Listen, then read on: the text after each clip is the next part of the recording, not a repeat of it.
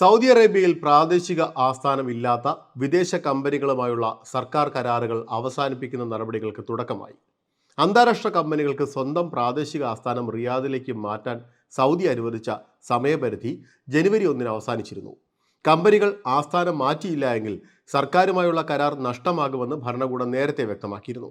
2024 തുടക്കം മുതൽ രാജ്യത്തിന് പുറത്ത് പ്രാദേശിക ഓഫീസുകൾ സ്ഥാപിക്കുന്ന വിദേശ കമ്പനികളുമായുള്ള ഇടപാട് അവസാനിപ്പിക്കാൻ 2021 ഫെബ്രുവരിയിലാണ് തീരുമാനിച്ചത്. മധ്യപൂർവ്വ ഏഷ്യയിലെയും വടക്കേ ആഫ്രിക്കയിലെയും ശാഖകൾക്കും അനുബന്ധ സ്ഥാപനങ്ങൾക്കും പിന്തുണയും മാനേജ്മെന്റും തന്ത്രപരമായ ദിശാബോധവും നൽകുന്ന ഒരു ഓഫീസ് എന്നാണ് നിക്ഷേപ മന്ത്രാലയം കമ്പനിയുടെ പ്രാദേശിക ആസ്ഥാനം എന്നതുകൊണ്ട് നിർവചിക്കുന്നത്. വിഷൻ 2030 അനുസൃതമായി നിക്ഷേപം വർദ്ധിപ്പിക്കുക, തൊഴിലവസരങ്ങൾ സൃഷ്ടിക്കുക, സാമ്പത്തിക ചോർച്ച കുറയ്ക്കുക എന്നിവ ലക്ഷ്യമിട്ടുള്ള ഒരു ചുവടുവയ്പ്പാണിത്. വിദേശ കമ്പനികളുടെ പ്രാദേശിക ആസ്ഥാനങ്ങളെ ആകർഷകമാക്കുന്നതിനുള്ള പദ്ധതി നിക്ഷേപ മന്ത്രാലയവും റിയാദ് നഗരത്തിനായുള്ള റോയൽ കമ്മീഷനും തമ്മിലുള്ള സംയുക്ത സംരംഭമാണ്.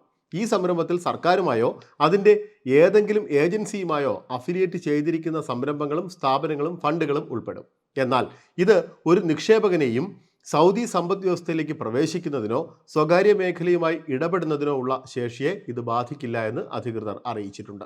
ഇതുവരെ സൗദിയിലേക്ക് ആകർഷിക്കപ്പെട്ട ബഹുരാഷ്ട്ര കമ്പനികളുടെ എണ്ണം 180-ലധികം എത്തി. അവരുടെ പ്രാദേശിക ആസ്ഥാനം റിയാദിലേക്ക് മാറ്റാൻ ലൈസൻസും അനുവദിച്ചു. 160 കമ്പനികളെയാണ് ലക്ഷ്യമിട്ടിരുന്നത്.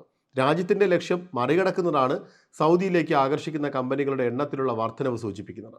ഇനിയും കൂടുതൽ കമ്പനികളെ സ്വീകരിക്കുന്നതിനുള്ള ഒരുക്കമാണ് നടക്കുന്നത്.